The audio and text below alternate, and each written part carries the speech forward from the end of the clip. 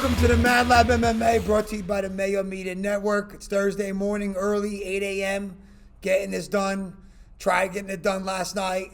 MadLab fucked the whole thing up. Couldn't get the OBS to work. Okay, I was very prepared and ready to go with all my notes. This guy's the biggest fucking prima donna you've ever met in your life. This is a guy who literally has changed his diet. He's changed everything about himself, right?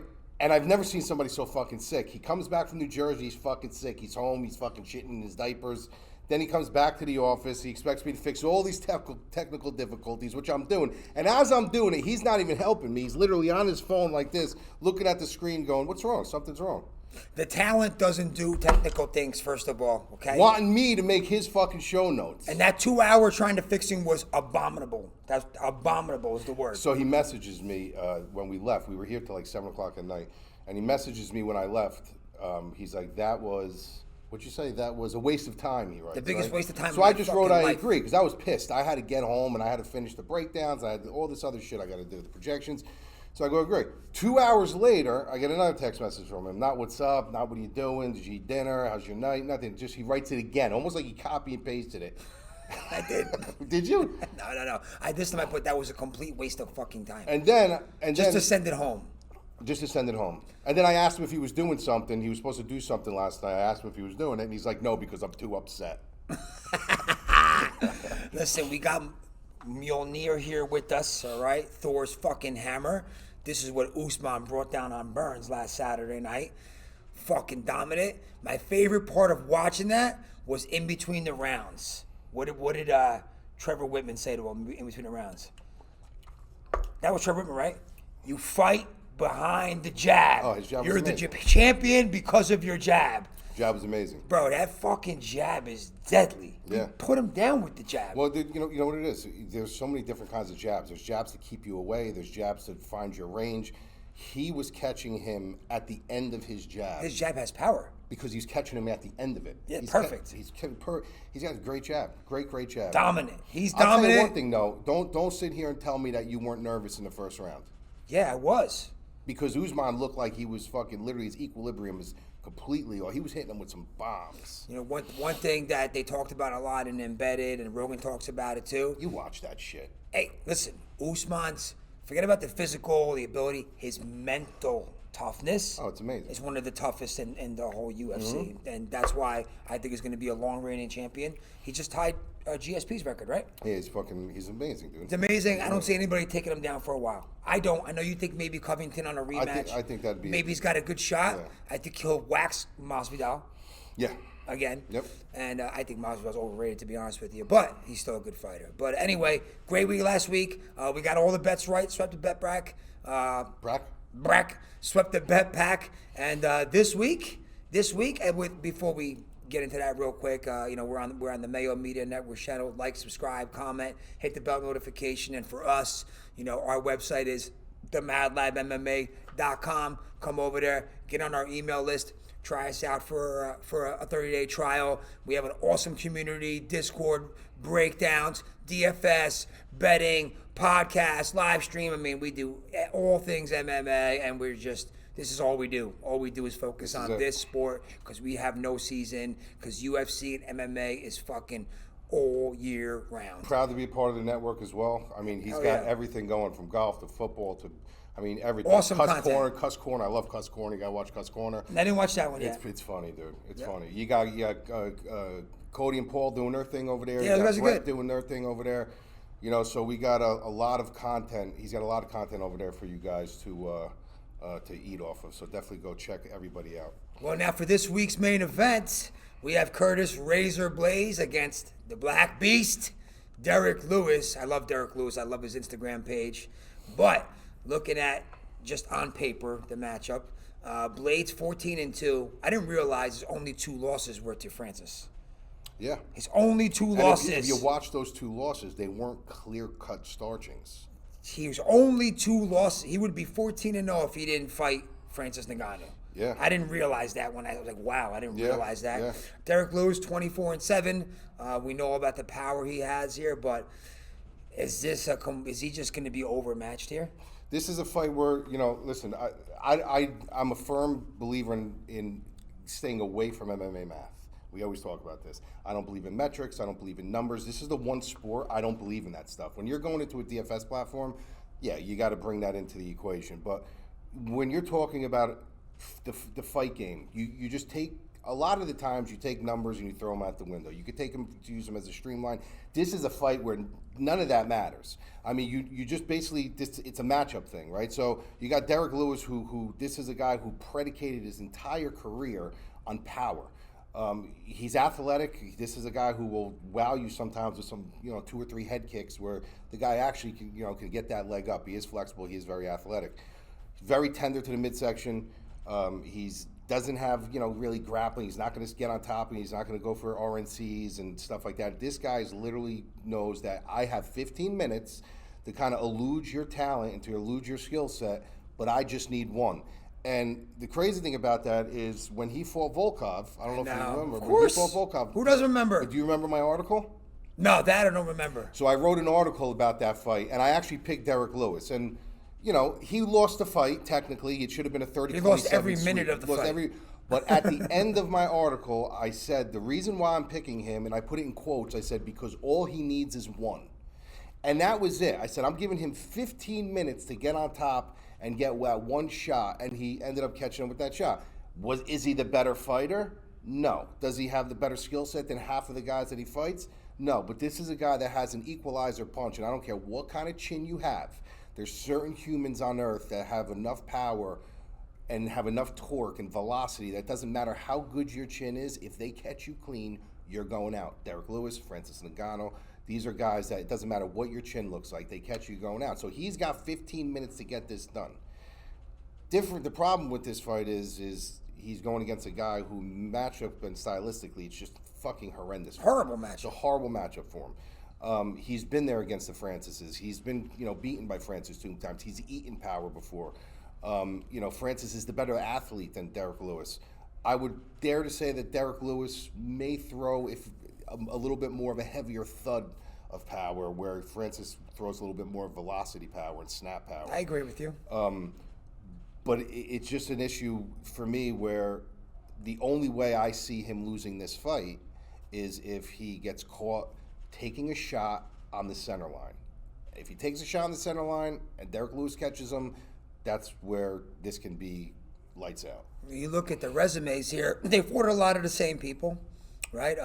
Blaydes beat Junior Dos Santos, Lewis lost to him. Blaydes lost to Ngannou, Lewis beat Ngannou, but probably might have been the worst fight in UFC history. Blaydes beat Hunt, Lewis lost to Hunt. Blaydes beat Overeem.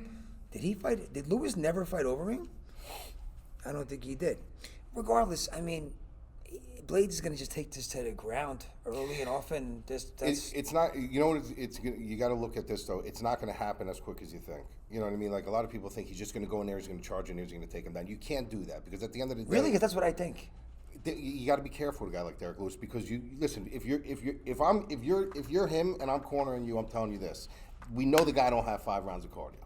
Yep. So what are you going to go in there and take that you're going to take that danger zone and take a shot on his hips or charge in or give him the opportunity to clip you.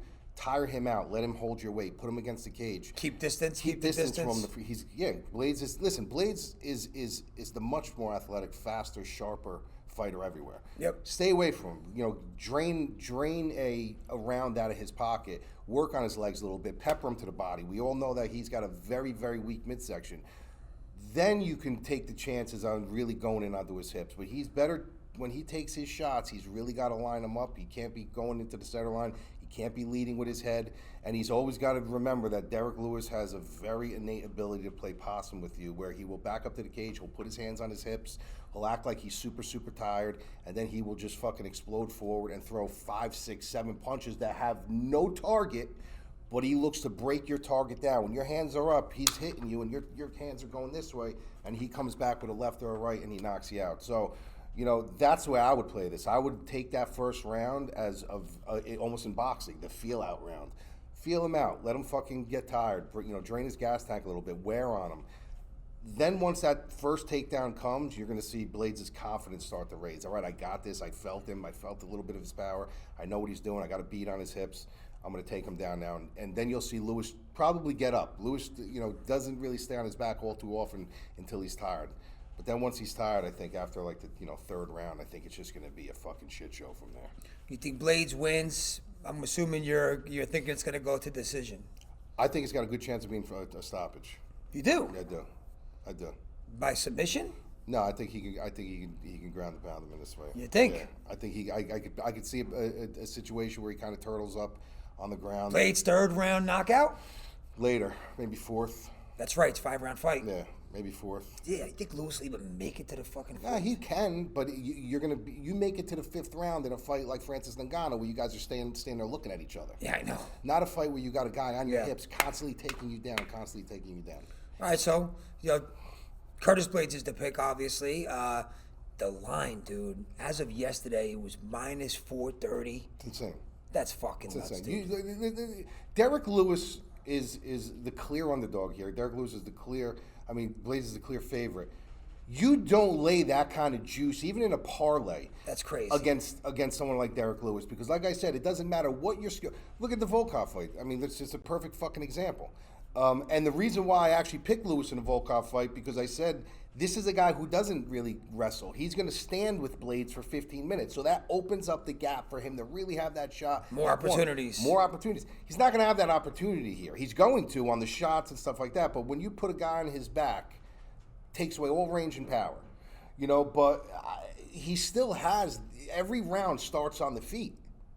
Every round starts on the feet. Whether you take me down or you win the entire round on top of me, when that round ends, it starts on the feet. And Lewis's takedown defense has gotten better. It's gotten better, and he's going to have, if it goes 5 rounds, he's going to have 5 opportunities to land that shot. Yeah. I'm not laying minus 400 on that. Sorry, I'm not. So we're passing here on the bet for this week. Possible Blaydes by KO. Take a look at that. Take a look at that prop. The DraftKings, more disrespect to Derek Lewis, dude. 9,400 Blaydes. 6,800 Derek Lewis. He's the lowest play on the fucking slate. Well, how do you attack this, right? You look at it the way we attack. You can't fade him. No, you look. This is almost like the Burns and you know that Blaydes is going to hit value if he wins. You know he's going to, right? Whether it's going to be. The problem is when I looked at Blaydes is scoring, I was surprised, and I actually printed it out over here. I looked against Volkov. He scored, you know what? It cut off the fucking points over here, you motherfucker. Somebody in a 5-round fight, when you have a guy who's averaging 7 takedowns, you got it. You know he's going to hit value. I personally think that if he wins this fight, providing it doesn't go against Volkov, he fucking had 14 takedowns. That's what I mean. You know what I mean? That alone, and with the new scoring. Once you're with a wrestler, once you start your wrestling. And you start getting into a momentum, you start getting into a vibe, and you start laying that bead, they just become easier and easier. Yeah, you know what? He's scored like 172 against Volkov, 82 to Santos, listen, don't expect 120, 104, 133. Don't expect him to score 172. You got to also remember that Derek Lewis is a beef of a man. That's taxing to pick a guy like that up or even drag a guy like that to the ground. Volkov is long. He's a little bit more lanky. It's a little bit easier to get under his limbs. But when I tell you, if he takes Lewis down later in the rounds, Lewis is going to start shelling up. And once he starts shelling up, that's the control time. That's where he's going to, sit there and try to defend himself. So don't be surprised. But as far as Derek Lewis, when you look at his price tag, you're looking at, I'm not looking for volume. I'm not looking for fucking 5 rounds. Shot. I'm looking for 1 shot. That's it. And if he lands that 1 shot, it's lights out. I don't give a fuck who you are, how talented you are. You get a guy like that hitting you with. There's certain people that have that power that's bone chilling and bone crunching, and he's one of those guys. It's never going to come around with a lot of velocity and torque and speed, where speed equals power, and it's got that pop to it. But he's got that thud. He's got that Shane Carwin. He's got those Shane Carwin hands. Remember Shane Carwin? Yep. You know what I mean? He just has that bone-thudding power that if he hits you, you're out. So you fade him, you're crazy. Because at the end of the day, look, we saw it with Rodolfo Vieira this week. One of the most, decorated grapplers, in MMA and on the Brazilian Jiu-Jitsu circuit. That was fucking terrible. And I said it in the article. I said, let me tell you guys something. Do not go near this fight in any prop, in any bet, in any parlay, and that's why we swept the bet back. Meanwhile, everybody had Vieira by submission. Everybody had Vieira by submission, and they tied it in all these different ways. And they got smoked. Because when you have a guy that high pedigree or a girl that high pedigree, chances are they are lacking tremendously in other parts of their game. And now when you got a guy like Rodolfo Vieira, who not only is complete, I think I even said it on the live stream. You know, when you have a guy who's that jacked up, and you have a guy who's at that high a pedigree in grappling who relies on that, you can't sustain that for 3 rounds. You just can't. Your muscles need, the lactic acid buildup in your muscles from holding onto a choke that you don't get. That you're relying on getting quick. It takes a lot of oxygen to recuperate those muscles. It was just a matter of time. I mean, I picked Rodolfo Vieira to win the fight, but I was not going near that in any way, shape, or form, and look what happened. 10 lineups. All right. First of all, there's 15 fights on this card. Do you think you need the main event in a lot of your lineups? Listen, I'm under the assumption that this will probably drop off to 13 fights. Somehow, some way, somewhere. Even 13 still a good amount. Yeah, I would have this fight in. Okay. Because I think there's very high upside for one of these guys to finish each other either way. So if your 10 lineup strategy, how much Blaydes, how much Lewis? You talking 7-3 or you talking 8-2? No, I'm talking 7-3. 7-3? 7-3. I think 70%. So when we talk about 7-3, 6-4, all that other stuff, basically in our articles, what we do is in the breakdown. I do a hedge weight where I tell you what percentage you should play from a 10 standpoint lineup. So when I say 7, that you could gauge that as 70%. If I say 3, then you can gauge that as 30%. So I'm saying I'm going to be in 70% on Blaydes, 30% on Lewis because of that upside, that small upside. All right, well there you have it. Blaydes is the pick. Be careful with the betting with the bet with Blaydes. 7-3 on the hedge weight for DFS, and come visit us at MadLabMMA.com and get on our email list. We send emails out all the time with betting strategies, tips, DFS tips, videos that we do, content. So come check us out or give us a try for 30 days. All right, we'll see you next week.